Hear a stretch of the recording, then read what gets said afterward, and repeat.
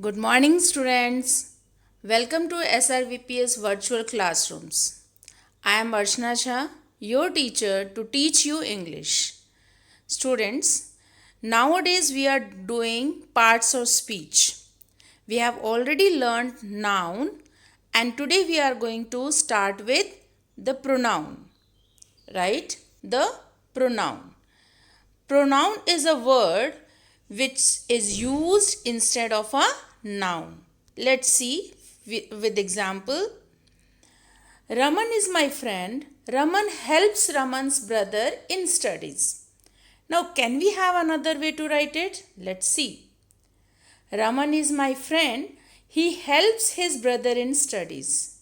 So, you noticed we have made certain changes. Instead of having the repetition of name, we changed it with another word. And these words only are known as pronouns. Okay? Now, let's have kinds of pronoun. First, personal pronoun, reflexive and emphatic pronoun, then demonstrative pronoun, indefinite pronoun, distributive pronoun, reciprocal pronoun, relative pronoun, and interrogative pronoun. Yes, don't be worried. We are going to do them one by one and we will be able to understand them and use them later on correctly. First, personal pronoun. Here are some sentences. Deepika is a good girl. Deepika always comes first. Everybody praises Deepika. Now, another sentence is Deepika is a good girl. She always comes first and everybody praises her. Now here you can see that what we have done, we replaced the repetition of Deepika with she and at last with her, right? So the words which are used in place of this name Deepika here are examples of personal pronoun, right? These are examples of personal pronoun. Now you can see here we have these personal pronouns of different cases and different persons. Let's learn about these. Now you can see here it's written first person singular, first person plural, second person singular, second person plural, third person singular and third person plural. Now it's these first person and second person are divided on the basis of who is the speaker, listener and others. Now speakers use these pronouns whenever they are using it for themselves. For these pronoun you can see I'm reading it out. I, we, my, mine, we, us, our, ours. These are the pronouns used for speakers. Now the next one is second person. Second person pronouns are used for us listener, right? So those who are listener we use them these words you, your, yours. Clear? Now next comes as third person. Those which are neither speaker nor listener are categorized in this. So what are those? He, she, it, him, her, it, his, her, its, his, hers, its, they, them, their, theirs. Here it is subjective case and objective case. Subjective case pronouns are used as subject. We call them nominative case also. Right? Like I, we, you, he, she, it, they. I do, we do, you do, he does, she does. This way these words are used as subject. But when these words are at the place of object where the reflection of verb falls, that then they change their form. So I becomes me, we becomes us. Let's take example. I teach English and he teaches me English. Understood? I teach, then I am the doer. When he teaches me, then I am the receiver, or that teaching is done on me, that reflection is on me. So the same way we have this nominative case and objective case. The last two columns are for possessive case. Now these both columns are words are for um, possessive pronouns only, but the function of this column, that is my, our, your, his, her, its, theirs, their, these words are used before noun, and they perform the function of an adjective. That's why they are called possessive adjective. More about them you will learn in when we will learn about adjective.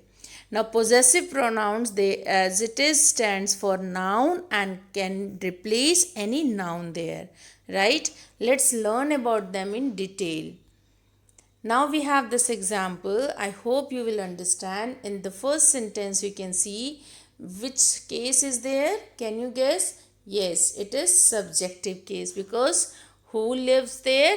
The I subject live there here. Now my brother lives with me. Now here this objective form of I is used because it's a objective case. It's that action takes place on reflected on object. Then here it is, these both are possessive forms. Here you can see my is followed by book, that is a noun, and mine can be replaced by any noun. It stands for any noun. So this way you can have these different cases, right, based on their function, their performance in sentence, what they work they perform in sentence. Now let's proceed. Now we have certain which we must keep in mind so that we'll not make mistakes, and that is what we are learning about. So here it is that now a pronoun should be used according to the number and gender of the noun which they represent. Like here they represent them, and here her is represents Falak and his represents Abhay. So this number and gender same. Got it? So this way we are to learn about uses of personal pronoun. Let's proceed. Now we are going to have another rule. We call it good manners rule. You, he and I are all class fellows. Now here we have uses of all three persons. First, second person, third person, first person. The another sentence, you and I have to finish this work. Again, third one, I, you and he were at our best. Now fourth one, she and I were here this morning. Now can you tell me, students, is there any sentence which is wrong here? I am giving you few seconds.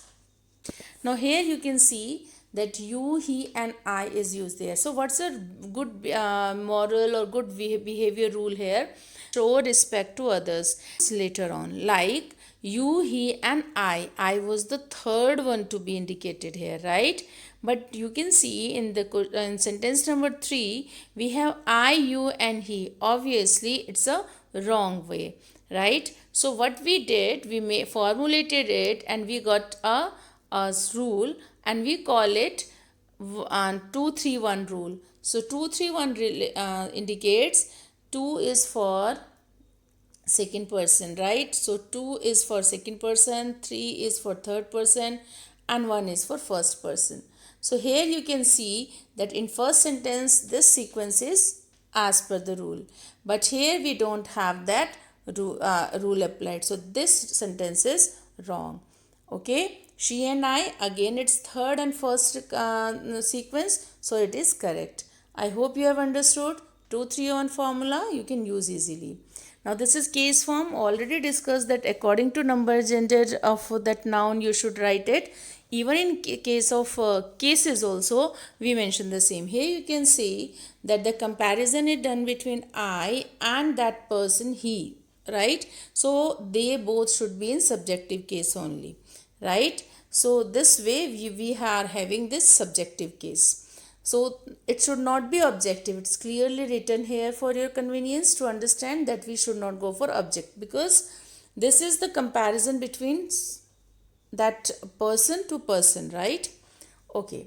Now next is about reflexive and emphatic pronoun.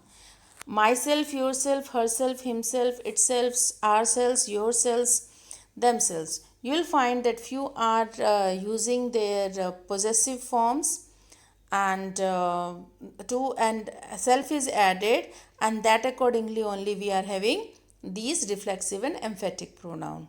Yes, friends. No other word is being included in this category. So those who feel that they might make mistake, or they are still not clear about it, cram these words as reflexive and emphatic pronoun, and whatsoever rules are being implied, that you must use there, right?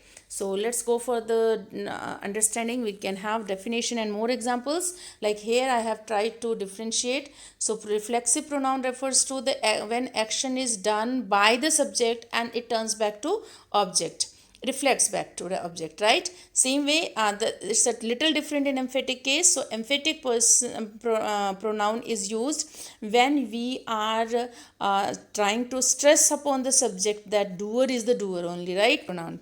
Now in the first example you can see, I slapped myself for spoiling my work. So who is the doer? I. What is the action? Slapped. Who was slapped? That myself. So again, that effect of that verb fault on that was found on myself. And who is, what is myself? Myself, it is the reflection of subject, means exactly subject only. So this here we have reflection. Now emphatic pronoun, I myself clean the big house. Now this is simple sentences, I clean the big house, but in order to stress upon this point that he himself was doer there, so the speaker says I myself did it. So it's an emphasis being drawn there. Now let's have few examples to clarify this thing. So here you have, I hurt, he hurts himself due to his carelessness. So what is the action done? Hurt. And who is doer? He. And on whom it, what is the effect there? So and it's written here himself. So this shift is here indicating that it's a reflexive pronoun. Now next one you can see that next again is you are looking at yourself in the mirror. So the action of looking at is done on yourself only. So this is again reflexive pronoun. She herself admitted her mistake. Now here you can say no one else but she herself did that. So when the stress is on there, who is the doer, so we use this form. They set themselves down for playing carelessness, again reflexive.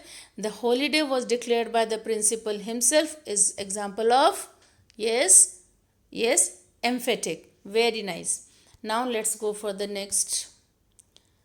You can see this whole chart there. I hope it will help you. The previous chart only one more column is added, that is about self. And again same way the first person, second person, third person category as it is shown here. The same thing is same persons are there. So what we have learned today, let's have a look. So these are the two persons. First person column there where myself and ourselves also are included now.